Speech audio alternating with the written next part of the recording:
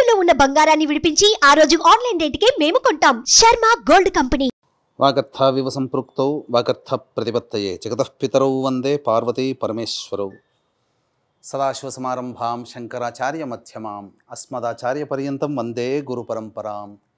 ఆదిత్యాయ చ సోమాయ మంగళాయ బుధాయ చ గురుశుక్ర శనిభ్యశ్చ రాహవే కేతవే నమః.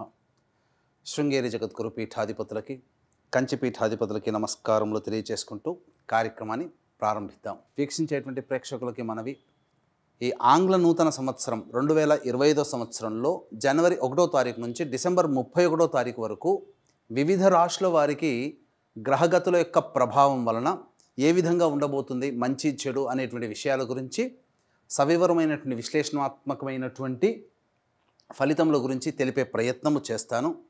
అయితే ప్రేక్షకులు గమనించాల్సినటువంటి అంశం ఏంటంటే, ఈ క్రోధినామ సంవత్సరం ఇంకా పూర్తి కాలేదు. కొత్తగా వచ్చే ఉగాది నుంచి విశ్వావసనామ సంవత్సరం ప్రారంభమవుతుంది కదా. మరి ఆ విశ్వావసనామ సంవత్సర ఫలితాలు అనేటువంటిది ప్రామాణికంగా కాకుండా ఆంగ్ల నూతన సంవత్సరం చెప్పేటువంటిది ఎక్కడ ఉంది అంటే, ప్రధానంగా గమనించాల్సిన అంశం ఏంటంటే, మనకు శాస్త్రములన్నీ కూడా ప్రపంచమంతా ఏది అంగీకరిస్తుందో అది కూడా ధర్మబద్ధమే, శాస్త్ర సమ్మతమే అని మనకు చెప్పబడి ఉంది. కాబట్టి ప్రపంచమంతా 2025 సంవత్సరం కోడే కూస్తుంది. కాబట్టి ఈ 2025 సంవత్సరంలో ఎలా ఉండబోతుందనే విషయాల్ని క్లుప్తంగా మీకు తెలియజేస్తాను. మళ్ళీ విశ్వావసనామ సంవత్సరం ఎప్పుడైతే ప్రారంభమవుతుందో అప్పుడు మళ్ళీ ఈ ఆంగ్ల నూతన సంవత్సరం కాకుండా విశ్వావసునామ సంవత్సర పంచాంగ ఫలితములని తెలిపే ప్రయత్నం కూడా అప్పుడు చేసుకుందాం. ఈ 2025 సంవత్సరంలో జనవరి 1వ తారీఖు నుంచి డిసెంబర్ 31వ తారీఖు వరకు కర్కాటక రాశి వారికి ఏ విధంగా ఉండబోతుందో క్లుప్తంగా తెలియచేయడానికి ప్రయత్నం చేస్తాను. ఇక చూసుకున్నట్లయితే గత 2.5 సంవత్సరాలుగా ఈ అష్టమ శని దోష ప్రభావంతో ఇబ్బంది పడుతున్నటువంటి ఈ యొక్క కర్కాటక రాశి వారికి ఏప్రిల్ 16వ తారీఖు నుంచి రిలీఫ్ పొందబోతున్నారు. అష్టమ శని దోష ప్రభావం ఏప్రిల్ 16వ తారీఖు నుంచి పూర్తిగా తొలగిపోతుంది. అంటే పూర్తిగా తొలగిపోతుందనా, మళ్ళీ దాని ప్రభావం కొంత మధ్యలో కొన్ని రోజుల్లో మీరు పొందబోతున్నారు. కాబట్టి దీనివలన జరిగేటువంటిది ఇబ్బంది ఏంటి అనేటువంటిది మనం ముందు తెలియజేసుకుందాం. ఇక గోచార గురుడు కూడా చూసుకున్నట్లయితే కొంతకాలము యోగదాయకంగా ఉండడం, ఖర్చులు అనేటువంటివి ధర్మపరంగా ఖర్చులు, తీర్థయాత్ర, క్షేత్ర సందర్శనం ఇవన్నీ కూడా ఈ యొక్క కర్కాటక రాశి వారికి ఉండబోతున్నాయి. ముఖ్యంగా చూసుకున్నట్లయితే ప్రధానంగా ఈ కర్కాటక రాశి వారికి మొహమాటానికి పోతే ఏదో అయినట్టుగా వీరికి సమస్యలు వచ్చినా వాటిని పరిష్కరించుకోలేకపోతారు. మొహమాటం కొద్దీ సమస్యల్ని కొని తెచ్చుకుంటారు ఈ సంవత్సరంలో. కాబట్టి నిర్మోహమాటంగా ఉండేటువంటి స్వభావాన్ని అలవర్చుకోండి. ఇక ఈ యొక్క కర్కాటక రాశిలో ఉద్యోగం చేస్తున్నటువంటి వాళ్ళు ఎవరికైనా కానీ ప్రమోషన్స్ ఉండబోతున్నాయి. ఏ సమయంలో ప్రమోషన్స్ ఉండబోతున్నాయి అనే విషయాన్ని గురించి తెలుసుకుందాం. ఇక నిరుద్యోగస్తులకి ఉద్యోగ భద్రత లేదా ఉద్యోగము జూలై తర్వాత ఏర్పడే అవకాశాలు గోచరమవుతున్నాయి. ఇక ఈ యొక్క కర్కాటక రాశి వారిలో జన్మించినటువంటి విద్యార్థులు బాగా కష్టపడితే తప్ప ఫలితం ఉండదు. కారణం జ్ఞాపక శక్తి లోపించడం, అంతే తప్ప ఇతరత్ర ఏ ఇబ్బంది కాదు. మీ యొక్క ప్రయత్నంలో ఏమాత్రం లోపం ఉండదండి. ఆశ్లేష నక్షత్రంలో అనగా సంబంధించినటువంటి పుష్యమి నక్షత్రంలో పునరుసు నక్షత్రం 4వ పాదంలో జన్మించినటువంటి వాళ్ళకి ఏ విధమైనటువంటి మీ యొక్క ప్రయత్నం లోపం అంటూ ఉండదు. కానీ గ్రహ సంచార ప్రభావం వలన జ్ఞాపక శక్తి లేకపోవడం వల్ల ఇబ్బందికర పరిస్థితులు. కాబట్టి తక్కువ శాతంతో ఉత్తీర్ణత పొందుతారు. కోరుకున్నటువంటి విద్యాలయ సంస్థలలో ప్రవేశం పొందడానికి అధిక శ్రమ చేయాల్సి వస్తుంది. కాబట్టి మీరు మొక్కవోని ఆత్మధైర్యంతో ముందడుగు వేసే ప్రయత్నం చేయండి. విదేశీయానం, విదేశీ విద్యకు సంబంధించిన చేయ ప్రయత్నాలు కొలిక్కి వస్తాయి. ఈ యొక్క కర్కాటక రాశిలో జన్మించినటువంటి ఎఫ్ఎంసీజీ రంగంలో ఉన్నవారు, ఫుడ్ ప్రాసెసింగ్ రంగంలో ఉన్నటువంటి వారు, అలాగే రిటైల్ బిజినెస్లో, జనరల్ స్టోర్స్, సూపర్ మార్కెట్స్, అలాగే విద్యాలయ సంస్థలు నడిపేటువంటి వాళ్ళు, జ్యువెలరీ రంగంలో ఉన్నటువంటి వాళ్ళు, అలాగే boarding and lodging, restaurant business, తీర్థయాత్రలు చేసే నడిపేటువంటి వాళ్ళు, అలాగే ప్రధానంగా పూజా స్టోర్స్ నడిపేటువంటి వాళ్ళకి ప్రధానంగా మిశ్రమమైనటువంటి ఆదాయం ఉంటుంది. అనగా గొప్పగా ఆదాయం లభించదు, అంతగాని చెప్పేసి ఖర్చులు కూడా ఎక్కువగా ఉండవు. మిశ్రమమైనటువంటి ఫలితాలు మీరు పొందుతారు. అనగా లాభము ఉండదు, నష్టము ఉండదు అన్నట్టుగా ఉంటుంది. అయితే వ్యాపార విస్తరణకి మాత్రం అనుకూలమైనటువంటి సమయముగా కాదు. కాబట్టి ఉన్నటువంటి వ్యాపారాన్నే మీరు నడుపుకునే ప్రయత్నం చేయండి తప్ప వ్యాపార విస్తరణకి ఈ సంవత్సరంలో అంత అనుకూలతగా లేనటువంటి విషయాన్ని గమనించుకోవాలి. ఇక ఈ యొక్క కర్కాటక రాశిలో జన్మించినటువంటి కళాకారులకి మంచి ఆదరణ లభిస్తుంది. కాకపోతే వచ్చినటువంటి వాటిని అవకాశాలని ఏది మంచిది ఏది చెడు అనేటువంటి విషయాన్ని తెలుసుకోలేకపోతారు. మంచి అవకాశాలని జార విడుచుకుంటారు. కాబట్టి పెద్దల యొక్క సహాయ సహకారాలతో టీవీ, సినిమా, కళారంగంలో ఉన్నటువంటి వాళ్ళు జాగ్రత్తలు పాటించండి. అన్ని ఫ్రేమ్స్లో వర్క్ చేసేటువంటి వాళ్ళకి అవకాశాలు, పెద్దల సహాయ సహకారాలు వస్తాయి, కానీ అవకాశాలని సరైనటువంటి సమయంలో వినియోగించుకోలేకపోతారు. ఇదొక్కటే వీరికి ఉన్నటువంటి లోపం.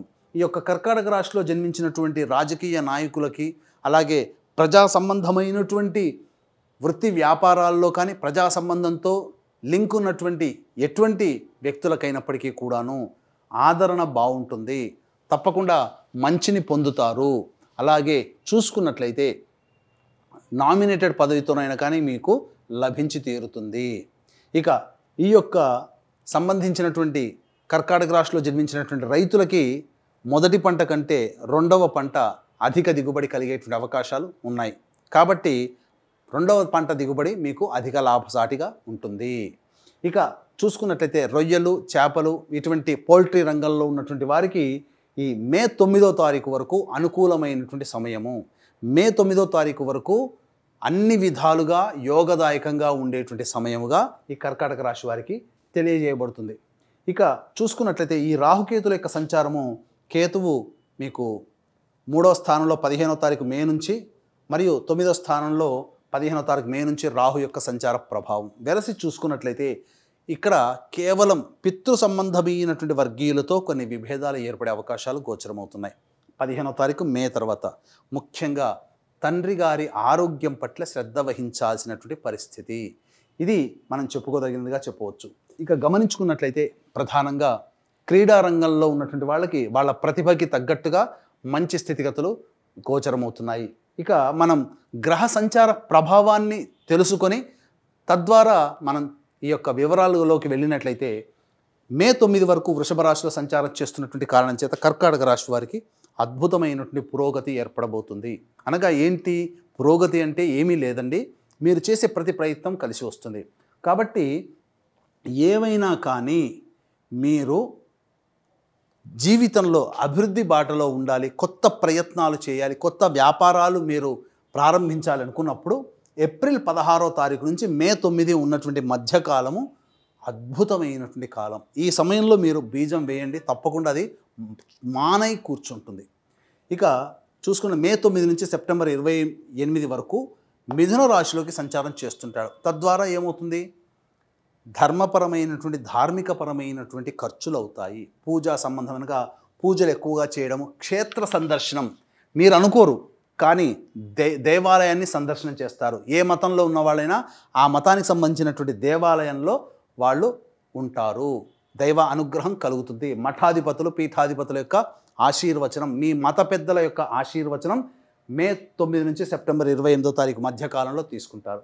ఇక సెప్టెంబర్ 28వ తారీఖు నుంచి నవంబర్ 11వ తారీఖు రోజున వరకు కూడా చూసుకున్నట్లయితే దాదాపు ఒక 45 రోజుల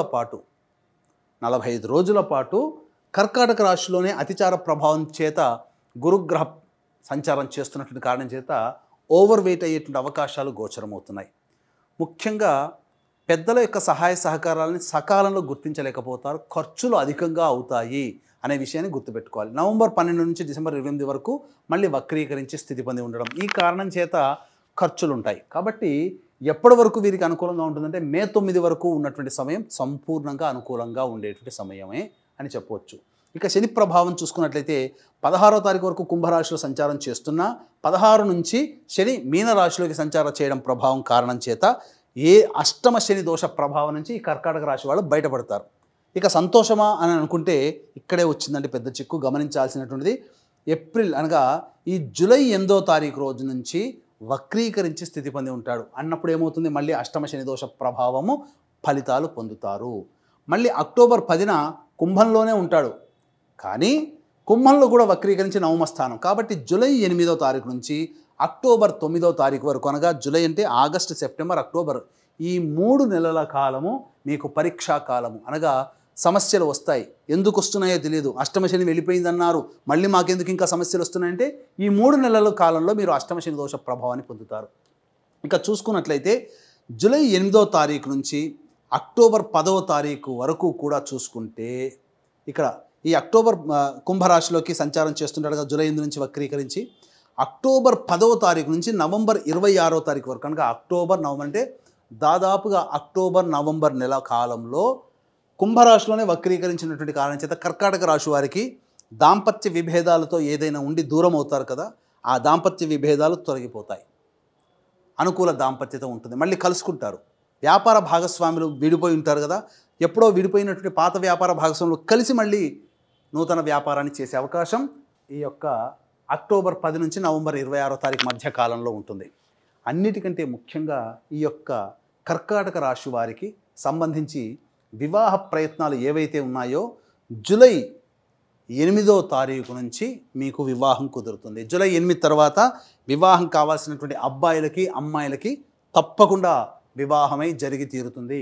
సంతానవంతులు కూడా అవుతారు. జూలై 8వ తారీఖు తర్వాత సంతాన సౌభాగ్యత అనగా కన్సీవ్ అవ్వడం కానీ లేకపోతే డెలివరీ అవ్వడం కానీ జూలై 8వ తారీఖు తర్వాత కర్కాటక రాశి వారికి ఉండబోతుంది. ఇక గమనించుకున్నట్లయితే ఈ యొక్క కర్కాటక రాశిలో జన్మించినటువంటి వారికి ప్రధానంగా ఉద్యోగార్థులలో అనగా ఎప్పుడు ఉద్యోగం లభిస్తుంది అనేటువంటి చూసుకుంటే నిరుద్యోగస్తులకి లేదా ఉద్యోగంలో ఉన్నటువంటి వారికి ప్రమోషన్స్ కానీ బదిలీలతో కూడుకున్నటువంటి ప్రమోషన్స్ కానీ లేకపోతే ఇతరత్ర వ్యవహారాల్లో అనగా చూసుకున్నట్లయితే ఏప్రిల్ 12వ తారీఖు నుంచి మే 13వ తారీఖు వరకు, అలాగే మే 13వ మనకు చూసుకున్నట్లయితే ఏప్రిల్ 12వ తారీఖు నుంచి మే 13వ తారీఖు వరకు, మరియు జూన్ అనగా ఏప్రిల్ 12వ తారీఖు నుంచి జూన్ 14వ తారీఖు వరకు అనుకూలమైనటువంటి సమయము. నిరుద్యోగస్తులకి ఏప్రిల్ తర్వాత మీకు ఉద్యోగ భద్రత, ఉద్యోగం లభిస్తుంది. ఆల్రెడీ ఉద్యోగంలో ఉన్నటువంటి వారికి ప్రమోషన్స్తో కూడుకున్నటువంటి బదిలీలు కానీ లేదా కోరుకున్న చోటికి బదిలీలు కానీ అనుకూలమైనటువంటి సమయంగా ఈ యొక్క కర్కాటక రాశిలో జన్మించినటువంటి వారికి చెప్పవచ్చు. ఇక సెప్టెంబర్ 17వ తారీఖు నుంచి అక్టోబర్ 16వ తారీఖు వరకు మధ్య ఉన్నటువంటి కాలము కూడా ఉద్యోగంలో అభివృద్ధి ఉంటుంది. నిరుద్యోగస్తులు లేదా ఉద్యోగ మార్పు మళ్ళీ సెప్టెంబర్ టు అక్టోబర్ మధ్య కాలంలో ఉంటుందని చెప్పవచ్చు. ఇక చూసుకున్నట్లయితే జనవరి 21 వరకు కర్కాటకంలోనే ఉన్నటువంటి కుజుడు ఏప్రిల్ 1 నుంచి జూన్ 3వ తారీఖు వరకు మిథున రాశిలో ఉంటాడు. కానీ వక్రీకరించినటువంటి కారణం చేత న్యాయ సంబంధమైనటువంటి విషయాల్లో ఏవైతే ఉంటాయో అవన్నీ కూడాను మీకు అనుకూలంగా తీర్పు వెల్లడవుతుంది. న్యాయ సంబంధమైనటువంటి వృత్తులలో ఉన్నటువంటి వాళ్ళకి నామినేటెడ్ పదవులు ఈ యొక్క సంబంధించినటువంటి జనవరి 21వ తారీఖు నుంచి జూన్ 3వ తారీఖు వరకు ఉన్నటువంటి కాలంగా చెప్పవచ్చు. కాబట్టి చక్కగా మీకు ఈ యొక్క జూన్ వరకు కూడా ఈ సంబంధించినటువంటి లాయర్ వృత్తిలో ఉన్నటువంటి వారికి అనుకూలమైనటువంటి సమయంగా చెప్పవచ్చు. అలాగే రియల్ ఎస్టేట్ రంగంలో ఉన్నటువంటి వారు మీరు ఖచ్చితంగా అనగా ఈ సమయంలో ఏ సమయంలో మీరు కొత్త ప్రాజెక్టులు కనుక చేస్తారు అని అంటే నూతన ప్రాజెక్టులు అనేటువంటివి ఈ ఏప్రిల్ 1 తర్వాత నుంచి జూన్ మధ్య కాలంలో అనగా April May June, April 1 to May 1, May 1 to June 1 అనగా ఈ 2 నెలల కాలంలో నూతన ప్రాజెక్టులు మీరు చేపడతారు. లేదా ఈ 2 నెలల కాలంలో ఏప్రిల్ మే ఈ 2 నెలల కాలంలో మీకు అధికమైనటువంటి లాభ సంపాదన రావాల్సినటువంటి రాని బాకీలు ఈ యొక్క కర్కాటక రాశిలో ఉన్నటువంటి వాళ్ళకి సంప్రాప్తమవుతాయి. ఇంకా మళ్ళీ చూసుకున్నట్లయితే జూలై 26వ తారీఖు నుంచి సెప్టెంబర్ 11వ తారీఖు వరకు కూడా ఈ యొక్క గ్రహ ప్రభావము చేత నూతన వ్యక్తుల పరిచయ ప్రభావము తద్వారా మీకు భవిష్యత్తులో యోగదాయకంగా కలగజేసేటువంటి సంఘటనలు వాళ్ళ వల్ల కలుగుతాయి. ముఖ్యంగా మీకు సహాయం చేయడానికి అనగా గత జన్మతో సంబంధం ఉన్నటువంటి వ్యక్తుల యొక్క పరిచయ ప్రభావము ఈ యొక్క జూలై 27వ తారీఖు నుంచి సెప్టెంబర్ 10వ తారీఖు మధ్యకాలంలో ఏర్పడబోతుంది. కాబట్టి ఇది దైవ సంబంధమైనటువంటి సంబంధాలుగా గుర్తించాలి. ఈ సమయంలో వచ్చేట్టుగా మీ గత జన్మతో సంబంధం ఉన్నటువంటి వ్యక్తులు ఈ సంబంధించినటువంటి జూలై 26వ తారీఖు నుంచి సెప్టెంబర్ 10వ తారీఖు మధ్యలో పరిచయం అవుతారు. తద్వారా మీ భవిష్యత్తు యోగదాయకంగా ఉంటుందని చెప్పవచ్చు. అన్ని విధాలుగా చూసుకున్నట్లయితే ఈ యొక్క కర్కాటక రాశి వారికి మంచి శుభ ఫలితాలే పొందుతారు. అయితే ఈ యొక్క కర్కాటక రాశిలో జన్మించినటువంటి మహిళలు మీ యొక్క పేరు ప్రఖ్యాతులు పెంపొందించుకోవడం కోసం మీరు నిజాయితీ నిబద్ధతతో మొక్కవని ధైర్యంతో మీరు ప్రయత్నం చేయండి. తప్పకుండా ఈ యొక్క కర్కాటక రాశిలో జన్మించినటువంటి స్త్రీలు మంచి స్థితిగతులు పొందుతారు. మీ పేరు మీద స్థిర చరాస్తులు కొనుగోలు కలుగుతుంది.